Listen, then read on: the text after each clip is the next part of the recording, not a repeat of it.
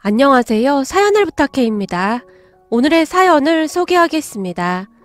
점심 식사를 한 뒤 커피를 마시고 있었는데요. 혜주야, 너 결혼한다며? 어쩜 넌 나한테 말 한마디도 안 할 수가 있냐? 그게 말이야, 아직 확실하지도 않고 결혼이라는 게 결혼식장 들어가기 전까지는 아무도 모르는 일이잖아. 그래서 아무한테도 말 못했어.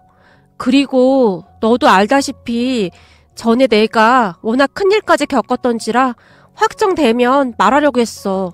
기분 나빴다면 미안해. 하긴 뭐 그때 너 제정신이 아니긴 했지. 결혼한다고 양가 부모님께 인사까지 다 드리고 그렇게 됐으니 이해는 된다. 아휴, 내가 또 쓸데없는 말을 했네. 친구 선이가 미안한 듯이 급히 입을 다물어 버렸어요. 아니야, 괜찮아. 이미 다 지난 일인걸 뭐. 근데 너 능력 좋다? 어떻게 만나는 남자마다 그렇게 부자들만 만나는 거냐? 우리 병원 자주 오시는 그분 아들이라며? 내가 얘기 들어보니 그분이 널 그렇게 마음에 들어 했다며? 그러게, 나를 몇 번 보시더니 아드님하고 계속 만나보라고 해서 그냥 잠깐 나가서 밥만 먹고 들어와야지 하고 나간 건데 몇 번 만나다 보니 이것저것 정말 잘 맞더라고. 그러다가 얼마 전에 그 사람이 청혼한 거고. 야, 진짜 부럽다. 난 계속 솔로로 있었는데 넌 그 일을 겪고도 잘만 결혼하는구나? 이래서 여자는 얼굴이 예쁘고 봐야 하는 거야. 사실 네 얼굴이 한몫하는 거잖아? 난 성형수술이라도 해야 하나? 선이가 씁쓸한 표정으로 저를 바라봤어요. 선이와 저는 같은 간호대학을 졸업했습니다. 그리고 어쩌다 보니 같은 병원에서 근무를 하게 되었는데요. 사실 선이와 저는 그다지 살가운 사이는 아닙니다. 선이와 저의 인연은 대학을 다닐 때부터 시작이 되었어요. 대학에 입학하고 얼마 뒤부터 선이와 은채 그리고 저까지 우리 셋은 항상 붙어 다녔습니다. 사실 은채와 저는 고등학교 때부터 친구였기에 정말 친한 사이였는데요. 선이는 그런 우리 둘을 참 많이 부러워했습니다. 난 학교 다닐 때 친구가 별로 없었어. 그래서 니들이 정말 부럽다. 나도 니들이랑 친하게 지내면 안 될까? 나도 친구하고 비밀 얘기도 하고 그렇게 지내고 싶어. 니네 둘은 워낙 친하게 지내서 잘 모르겠지만 난 항상 외로웠거든. 선이가 눈물까지 글썽이며 우리에게 간절히 말했어요. 야, 친하게 지내면 되지. 뭘 눈물까지 글썽이냐? 그럼 앞으로 우리 셋이 친하게 지내자. 은채와 저는 선이가 안쓰럽기에 항상 챙겨주려고 노력했습니다. 하지만 그런 선이와의 인연이 악연이 될지 누가 알았겠습니까? 그 악연은 정말 사소한 것으로부터 시작이 되었어요. 어느 날 같은 과 친구 소개로 소개팅을 하게 되었는데요. 그 소개팅 자리에서 꽤 괜찮아 보이던 선배 오빠 한 명이 저를 마음에 들어 했어요.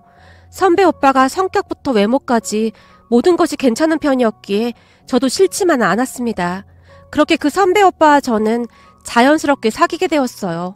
그런데 어느 날 선이가 술에 잔뜩 취한 채 제게 전화를 했습니다. 혜주야, 네가 나한테 어쩜 이럴 수가 있어? 너 내 친한 친구 아니었어? 우리 절친하기로 했잖아. 당연하지. 우리 절친이잖아. 근데 내가 뭐 잘못한 거 있어? 어머, 너 그렇게 안 봤는데 진짜 여우였던 거구나. 선이야, 미안한데 내가 알아들을 수 있게 말 좀 해줄래?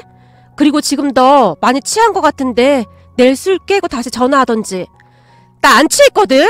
내가 들어보니 너 대훈이 오빠랑 사귀기로 했다며? 대훈이 오빠? 맞아. 오빠랑 내가 이래저래 잘 맞더라고. 그래서 사귀기로 했는데 그게 무슨 문제라도 되는 거야? 어머, 너 진짜 서운하게 말한다. 너 정말 몰랐던 거야? 아니, 뭘 몰라. 답답하니까 돌려서 말하지 말고 그냥 말해줄래? 그래, 그럼 내가 단도직입적으로 말할게.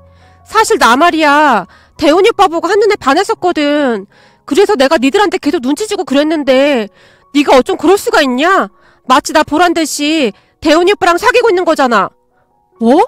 그게 무슨 말이야? 내가 언제 보란 듯이 사귀었다는 거야? 그리고 네가 대훈이 오빠한테 호감이 있다고 나한테 말한 적 있어? 그걸 꼭 말해야 하냐? 내가 계속 눈치 주고 그랬잖아. 아니, 말을 안 했는데 우리가 어떻게 하냐? 은채도 전혀 몰랐을걸? 그리고 대훈이 오빠가 나한테 먼저 고백한 거야. 그러니까 네가 오해하지 않았으면 좋겠다. 선이가 기분 나쁘지 않게 제가 조용히 설명했어요. 야, 다 필요 없어. 나 지금 엄청 상처받았어. 너 대훈이 오빠랑 당장 헤어져. 너랑 내가 절친인데 같은 남자를 좋아하는 건 좀 그렇잖아. 선이가 때를 쓰듯 제게 남자친구와 헤어지라며 눈물까지 흘렸습니다. 그 소식을 들은 은채가 기가 막혀 있는데요. 야, 뭐 그런 말도 안 되는 논리가 다 있냐? 대훈이 오빠가 좋아한 건 너잖아. 근데 선이는 무슨 그런 말을 하는 거냐? 선이가 대훈이 오빠 좋아하는 건 나도 전혀 몰랐어. 됐어. 괜히 친구 사이 나빠질 바에는 그냥 헤어지는 게 낫지 뭐. 그리고 남자 한 명 두고 친구끼리 이러는 건 진짜 아닌 것 같아. 어차피 오래 사귄 것도 아니고 난 괜찮아.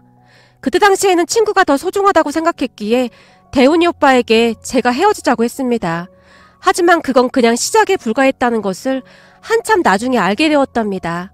선이는 저를 항상 질투했고 제가 잘 되는 것을 굉장히 싫어했어요.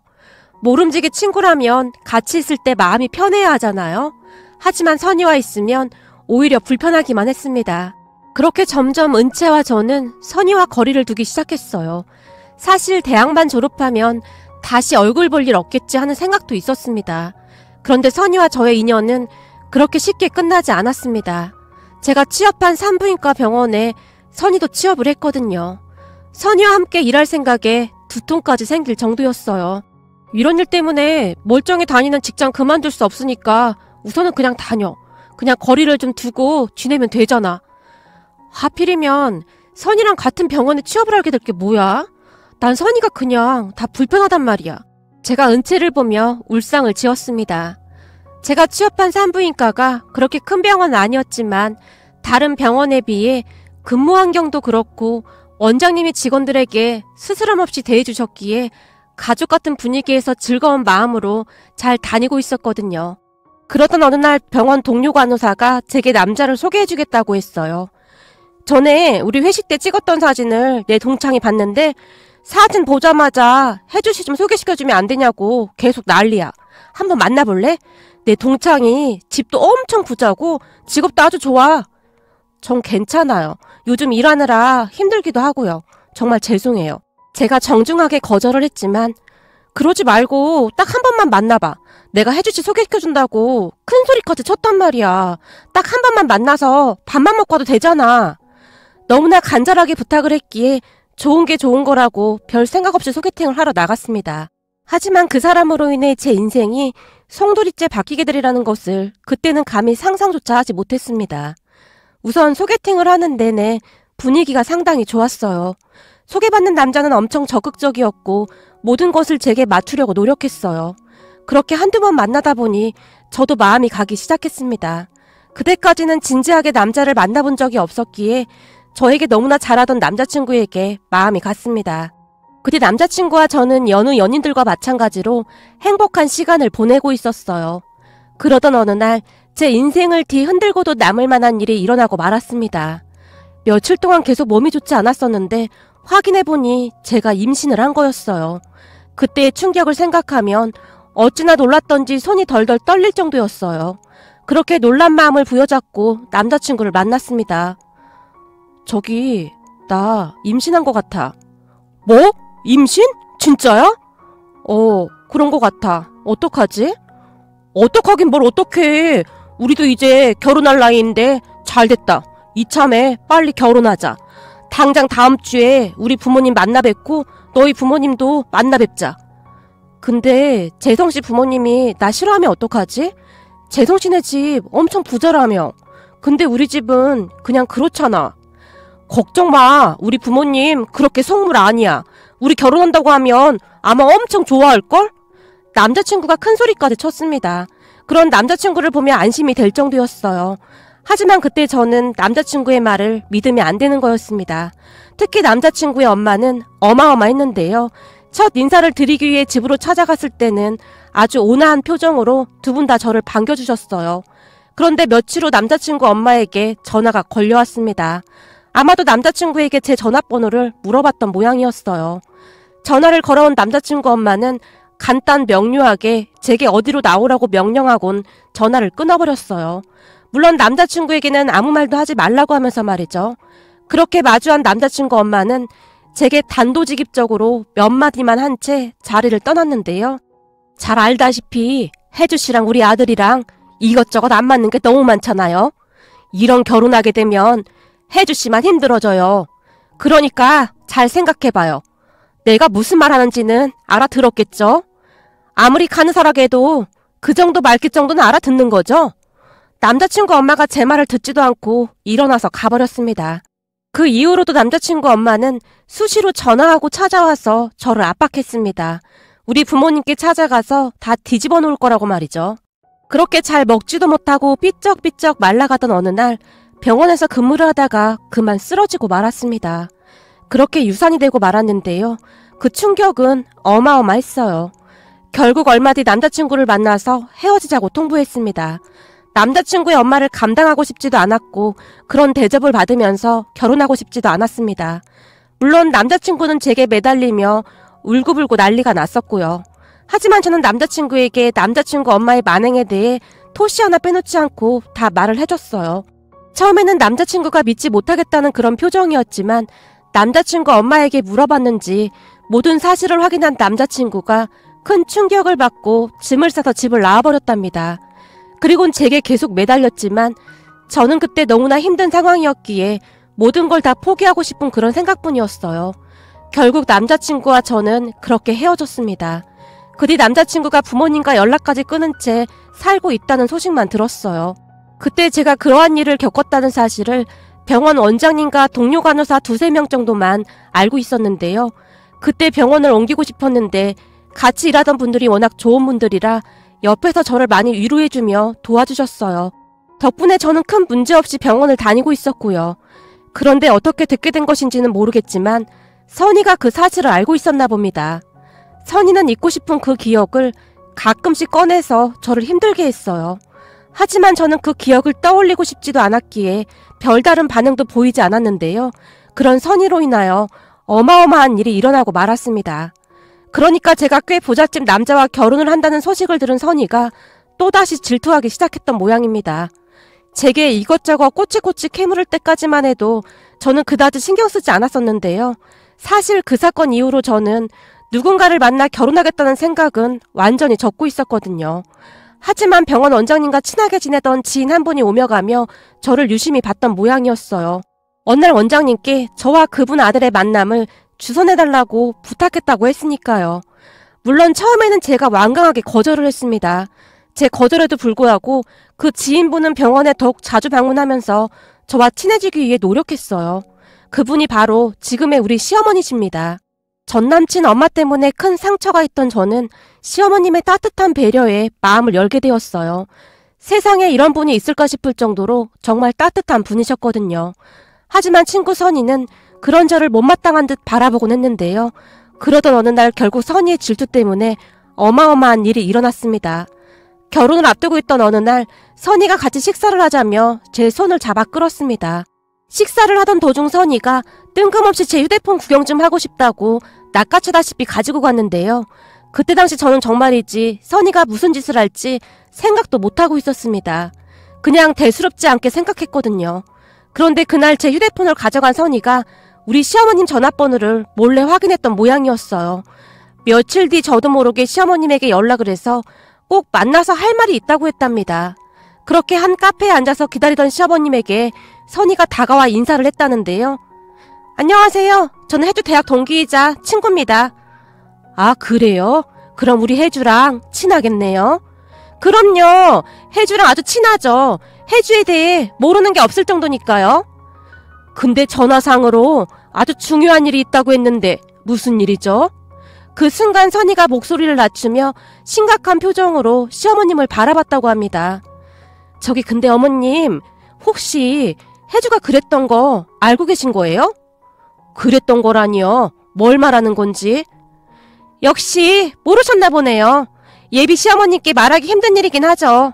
근데 귀한 아드님 장가 보내시는데 잘 알아보고 보내셔야 하는 거 아닌가요? 요즘 세상이 좀 그렇잖아요. 동거했던 과거도 있고 막 그런 거 말이에요. 선희의 말을 들으며 시어머님께서 깜짝 놀라셨다는데요. 아니 친구 말로는 우리 혜주가 전에 동거라도 했다 그 말인 거예요? 아니요. 그런 건 아닌데 이런 말씀 드려도 될지 잘 모르겠는데 사실 혜주랑 친구여서 저도 이런 말 드리기 참 어렵거든요.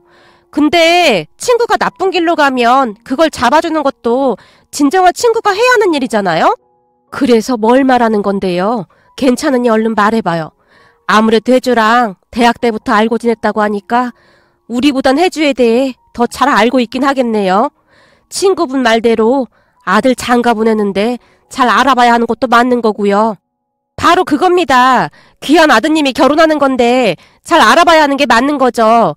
그동안 제가 쭉 지켜보니까 아무래도 혜주가 많이 숨기고 결혼을 하는 것 같더라고요. 그동안 혜주가 한 짓 있는데 그걸 다 아시고도 결혼 허락할 리도 없고 말이죠. 궁금하니까 자세히 좀 말해줘봐요. 도대체 그동안 무슨 일이 있었던 겁니까? 뭔가 큰 문제가 있으면 결혼 진행을 막 던져야 할 것 같네요. 시어머님이 심각한 표정으로 선희를 바라봤다는데요. 그러니까 그게 말이죠. 전에 혜주가 결혼까지 하려다 그만둔 건 혹시 알고 계신가요? 그건 나도 혜주한테 들은 얘기입니다. 그것 때문에 그런 건가요? 아니죠. 더 큰일이 있었죠. 사실 그게 말이죠. 혜주가 전에 유산까지 한 적이 있습니다. 남자는 유산했어도 괜찮으니까 결혼하자고 했는데 혜주가 워낙 콧대가 높아서 유산까지 하고 헤어졌어요. 이게 말이 안 되는 얘기잖아요. 아니 유산까지 해놓고는 멀쩡한 집안 사람들 속이고 결혼하려고 한다는 게요. 이렇게 속이면서 한 결혼이 가면 얼마나 가겠어요? 이런 경우에는 나중에 다 뽀록나게 되어 있더라고요. 뭐라고요? 유산이라고요? 내가 그 말을 어떻게 믿죠? 우리 혜주가 그럴 리가 없습니다. 전 이만 가봐야겠네요. 저기 그럴 줄 알고 제가 이걸 몰래 사진으로 찍어놨습니다. 제가 지금 사진 보내드릴게요. 사모님이랑 아드님이 사기 결혼 당하면 안 되는 거니까 제가 보내드리는 거예요. 절대 다른 사람들한테는 말씀하시면 안 돼요. 선희가 휴대폰 사진 속에 있던 제 병원 기록을 시어머님께 보내드렸다네요. 세상에나 무슨 이런 일이 다 있어 그래? 이거 내가 증거 자료로 가지고 있어야겠네요. 저기 근데 제가 드렸다고는 절대 말씀하시면 안 됩니다. 괜찮아요. 혜주랑 둘이 친한 친구라면서요. 설마 혜주가 친구한테 뭘 어떻게 하겠어요? 거기다 혜주 걔가 워낙 순에 빠졌잖아요. 시어머니께서 큰 소리로 말씀하셨답니다. 도대체 무슨 생각으로 그런 짓을 한 것인지 아니면 뭐에 씌였던 것인지 잘 모르겠지만 선희가 시어머님께 휴대폰 사진첩에 있던 그 사진을 전송까지 했다고 합니다. 아마도 그때 당시 선희는 제가 부잣집 남자와 결혼까지 한다니까 눈이 뒤집어진 게 아닌가 싶습니다. 고마워요. 사진을 전송받은 시어머님께서 자리에서 일어나 밖으로 나가셨다는데요. 선희가 얼굴에 미소를 가득 머금은 채 그 모습을 한동안 바라보고 있었다고 합니다. 그 뒤에 어마어마한 일이 일어나게 되었습니다. 다음날 시어머님께서 잔뜩 화가 난 채로 병원으로 쫓아오셨거든요. 저는 시어머님께서 그토록 화를 내는 모습을 그때 처음 봤을 정도였습니다. 병원에 들어선 시어머님께서는 굉장히 냉정하고 차가운 표정으로 원장실로 들어가셨어요. 그리고 그 뒤 병원이 발칵 뒤집어지고 말았답니다. 원장실 안에서 큰 소리가 새어나오고 있었거든요. 그 소리를 듣고 있던 선희가 제게 뚜벅뚜벅 걸어왔습니다. 혜주야, 너 이제 어떡하니? 그러니까 사람이 정직하게 살아야지. 너 이번에 하려는 결혼 사기 결혼인 건 알고 있지? 사람이 그러면 안 되는 거야. 이번 일을 계기로 반성 좀 하고 살았으면 좋겠다. 그 순간 선희의 얼굴에는 승리의 미소가 가득해 보이기까지 했습니다. 무슨 소리야? 정직하게 살라니. 나 거짓말한 거 없는데? 그렇구나. 그동안 널 꽤 오래 지켜봤었는데 이걸 뭐라고 해야 하나? 암튼 넌 재수가 좀 없어. 착한 척은 다 하는데 다 내숭이다 이 말이지. 선희가 싸늘한 눈빛으로 저를 노려봤어요. 그런 선희를 보며 저는 그저 어리둥절해 있었는데요. 잠시 후 누군가 선희에게 다가와서 원장님이 급히 찾는다고 말해줬어요. 저요? 제가 아니라 혹시 혜주를 찾는 거 아니에요? 아니야. 분명히 선희씨 맞다니까. 근데 선희씨 뭐 잘못한 거 있어? 원장님 표정이 아주 무시무시하던데. 나 지금껏 원장님이랑 꽤 오래 근무했었는데 그런 무서운 표정은 처음이야. 네? 아닐 거예요. 아마도 혜주 때문에 그럴걸요?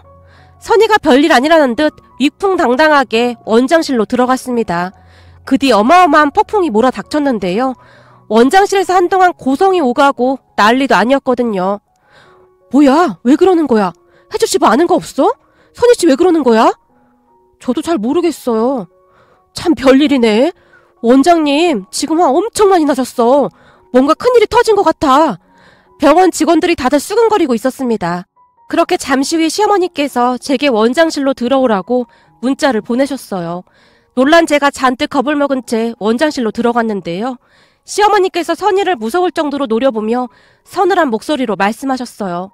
선희 씨가 어제 나한테 한 게 법적으로 위배되는 행위인 건 알고 있는 거죠?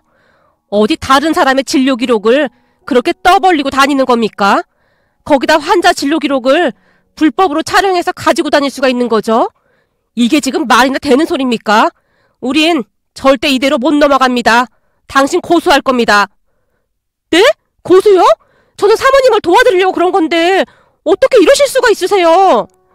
원장님, 지금 이 상황이 말이나 되는 소리입니까? 김 간호사, 지금 제정신이야? 이 사람 이거 큰일 나겠구만. 김 간호사 전에 개인정보 보안 서약서까지 작성했었잖아. 그런데 이런 짓을 해? 아무리 생각이 없어도 어떻게 이런 짓을 할 수가 있어 그래? 원장님, 사모님, 잘못했습니다. 순간 선희가 땅바닥에 주저앉았습니다. 우리한테 미안하긴 뭐가 미안해요. 여기 당사자인 우리 혜주한테 사과해야 하는 거 아닙니까? 선희씨 이제 보니 인성이 아주 바닥인 사람이었네요. 시어머니께서 선희를 있는 대로 노려봤어요. 혜주야, 내가 잘못했어. 정말 미안해. 나 한 번만 용서해줘. 됐습니다. 우린 고소 진행할 테니까 그리 알고 있어요. 김선희 간호사도 빨리 변호사 알아보세요. 어차피 이건 100% 우리가 이기는 소송이지만 말이죠. 잘못했습니다. 용서해주세요. 죽을 죄를 지었습니다. 선희가 땅바닥에 무릎까지 꿇은 채 흐느끼고 있었어요. 하지만 시어머니께서는 뒤도 돌아보지 않고 나가버리셨습니다. 혜주야, 나 한 번만 용서해줘. 네가 너무 질투나서 그랬어. 제발 한 번만 용서 좀 해줘. 우리 친구잖아. 친구? 너랑 내가 친구라고? 친구가 이런 짓을 하니? 나 사실 네가 우리 시어머님 몰래 만났던 거 다 알고 있었어. 네가 친구라면 절대 이렇게 안 했겠지. 넌 친구도 아니고 사람도 아닌 악마야. 악마한테 사람 대접해줄 필요 없잖아? 난 어머님 말씀대로 법대로 처리할 테니까 그런 줄 알고 있어. 제가 원장님께 허리 숙여 인사를 하고 그곳을 나왔습니다. 뒤에서 선희가 울부짖는 소리가 들려왔지만 모른 척 했습니다. 그동안은 그래도 친구라는 생각에 이해해 주려고 노력하고 있었는데 그 사건은 도저히 용서가 되지 않는 그런 일이었거든요. 아니, 다른 사람도 아니고 의료업에 종사하는 사람이 어떻게 그런 짓을 할 수가 있단 말입니까? 결국 선희는 병원에서 쫓겨났고 더 이상 취업도 할 수 없게 되었는데요. 사실 몇 년 전에 시어머님이 남편과 소개팅을 주선해주던 그때 제가 정중히 거절하며 그동안 있었던 일에 대해 모두 이야기를 했었거든요. 사실 전에 결혼하려고 했던 사람이 있었는데 그쪽 어머니가 반대를 해서 파혼한 적이 있었습니다. 전 남친 어머니가 제게 쫓아와서 심한 막말도 서슴지 않고 했어요. 거기다 저를 바라보는 그분 눈빛에서 경멸과 분노 같은 것을 느꼈습니다. 그때 제가 유산까지 했던 상황이었기에 다들 그냥 못 이기는 척하고 결혼하라고 했지만 저는 그 눈빛이 잊혀지지가 않았어요. 가족으로 살아야 하는데 그런 분과 평생을 어떻게 같이 살 수 있겠어요. 그리고 그때 생각했습니다. 절대 결혼 같은 건 하지 말아야겠다고요. 결혼이라는 것에 환멸 같은 것이 느껴졌거든요. 이런 제가 어떻게 아드님 같은 분과 결혼을 할 수 있겠어요. 정말 죄송합니다. 그게 왜 혜주 씨 잘못이에요. 그러고 보니 원장님이 내 부탁을 피한 이유가 바로 그거였군요. 혜주 씨가 절대 남자를 만나지 않을 거라는 말을 하더군요. 왜 그러냐고 물었더니 개인사라 말하기 어렵다고 했거든요. 그게 이것 때문이었군요. 원장님이 워낙 좋으신 분이라 그동안 참 잘 챙겨주셨거든요. 그 일 있고 나서 제가 병원 옮기려고 했는데 원장님 때문에 남아있었어요. 혜주씨, 내 말 잘 들어요. 우리 아들과 난 혜주씨 과거 별로 중요하게 생각 안 해요. 처음 혜주씨를 딱 봤을 때부터 참 괜찮다 싶었거든요. 사실 우리 아들도 사연이 좀 있어요. 시어머님께서 긴 한숨을 내쉬었어요. 사연이요? 그래요. 내가 이런 얘기까지 하게 될 줄은 몰랐네요. 사실 우리 아들이 몇 년 전에 결혼하겠다고 여자를 데리고 왔는데 보통 사람이 아니더라고요. 처음에는 별 생각 없이 결혼시킬까 했어요. 근데 결혼 날짜가 다가올수록 우리 아들이 점점 이상해지는 거예요. 우리 아들 없을 때 내가 막말을 했다는 둥 우리 아들과 날 중간에서 그렇게 이간질을 시켰어요. 내가 제일 무서웠던 게 뭔지 알아요? 우리 집에 인사 오고 난 뒤부터 진짜 많이 들락날락했어요. 우연히 알게 됐는데 내가 하는 말을 다 녹음하고 있더라고요. 그걸 알고 얼마나 무섭고 소름이 끼쳤는지 몰라요. 그때부터 아들 여자친구가 정상으로 보이지가 않았어요. 남편이랑 둘이서 많은 얘기를 했었는데 그때쯤 아들은 그 여자한테 빠져서 정신을 못 차릴 정도였어요. 이러다 우리 아들 인생 끝장날 것 같아서 사랑까지 써서 그 여자 뒷조사를 하기 시작했어요. 그 착하던 우리 아들은 이간질에 넘어가서 그 여자랑 산다고 집까지 나간 상태였지. 그때는 참 사는 게 아니었답니다. 그때 생각이 나는지 시어머님의 눈시울이 붉어져 있었습니다. 그렇게 잠시 한숨을 내쉬던 시어머님께서 다시 말을 이어가셨어요. 결국 몇 주 만에 그 여자 정체가 탄로 났는데 정체가 너무 어마어마해서 남편이랑 둘이 실신할 정도였어요. 예쁘장한 얼굴로 여자 한번 제대로 사귀어본 적 없는 우리 아들을 꼬신 모양인데 나중에 알고 보니 경찰서를 들락날락한 게 한두 번이 아니었나 보더라고요. 거기다 상견례 때 우리한테 부모라고 소개해준 사람들도 다 대역이었고요. 이건 뭐 처음부터 끝까지 모든 게 다 거짓말이었어요. 거기다 그때 그 여자가 임신까지 했다고 초음파 사진까지 보여줬었는데 나중에 보니까 그것도 다 거짓말이었더라고요. 우리 아들도 자기 애라고 철석같이 믿고 있었던 모양인데 충격이 이만저만이 아니었어요. 그래서 내가 너무 황당해서 그 여자한테 나중에는 어떻게 하려고 그랬냐고 물었더니 그거야 어디서 데려오려고 했죠 라는 말까지 했어요. 결국 나중에 우리 아들이 정신 차리고 헤어지긴 했는데 난 그 충격으로 한동안 병원에 입원까지 했을 정도예요. 그때 알았어요. 사람 인성이 얼마나 중요한 건지 말이죠. 그 여자는 자기가 뭘 잘못한 건지도 모르고 끝까지 당당했으니까요. 시어머님이 충격적인 말에 제가 놀란 채 가만히 바라보고 있었는데요. 내가 이런 말을 하는 건 우린 혜주씨 그런 거 별 상관도 없다 그 말이에요. 그렇게 따지고 보면 우리 아들도 과거가 있었던 거잖아요. 그동안 혜주씨를 쭉 지켜봤었는데 사람이 아주 진국이더군요. 정직하고 바르고 밝고 우린 그거면 다 된다 그 말이에요. 그러니까 우리 아들 한 번만 만나봐요. 내가 이렇게 부탁해도 어떻게 안 될까요? 그때 당시 시어머님께서 정말 간절하게 바라보셨어요.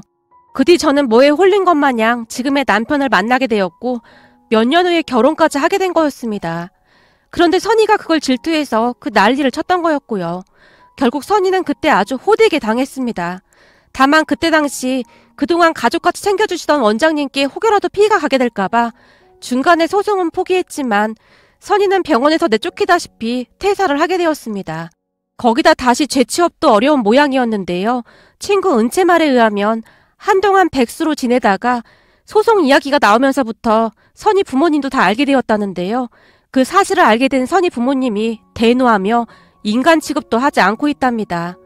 선희는 취업이 어려우니 요즘은 부모님이 운영하는 기사식당에서 서빙을 하면서 지내고 있답니다. 아무래도 다시 간호사로 일하긴 어렵지 않을까 싶습니다. 원장님도 도끼를 품었거든요. 이렇게 글을 쓰다 보니 제 인생도 참 파란만장했네요. 그 뒤 저는 결혼까지 해서 아이까지 낳고 잘 살고 있습니다. 그런데 며칠 전에 친구 은채가 우리 집에 왔다 갔는데 제게 놀랄만한 말을 했어요. 나도 나중에 들었는데 알고 보니 말이야. 선이 걔 말이야. 우리 몰래 사귀는 남자도 있었다나 봐. 결혼까지 하려고 했었다는데 그때 그 일 때문에 헤어지기까지 했다나 봐. 너 파혼시키려다가 오히려 지가 파혼당한 거지 뭐. 거기다 걔네 부모님이 구박도 어마어마하게 하나 보더라고. 완전 패인됐대. 은채가 고개를 절레절레 흔들었습니다. 은채와 이야기를 하다 보니 문득 옛일이 떠올라 글 작성해봅니다. 오늘의 사연은 여기까지였습니다. 즐겁게 보셨다면 구독, 좋아요 부탁드립니다. 고맙습니다.